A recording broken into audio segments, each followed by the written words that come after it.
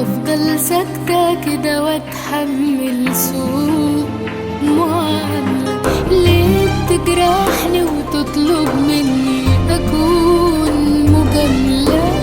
وافضل ساكتة كده واتحمل سوء معاملة.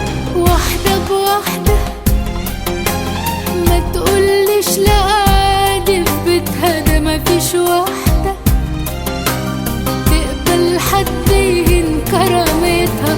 واحدة بواحدة ما تقوليش لا عادي في بيتها، ده مفيش واحدة تقبل حد يهين كرامتها. اصل غرامي مع احترامي ليك كان أمان.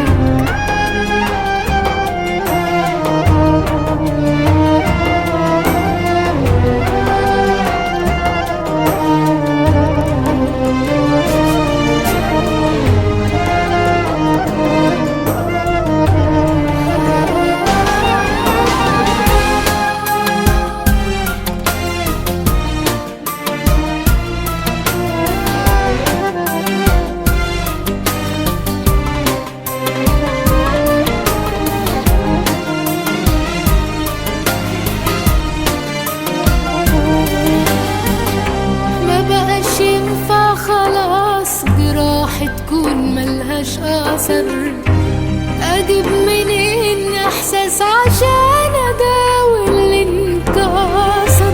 لازم أحكي وأقول بمنتهى الأمانة، لو حتى كان كلامي فيه شوية إهانة. واحدة بواحدة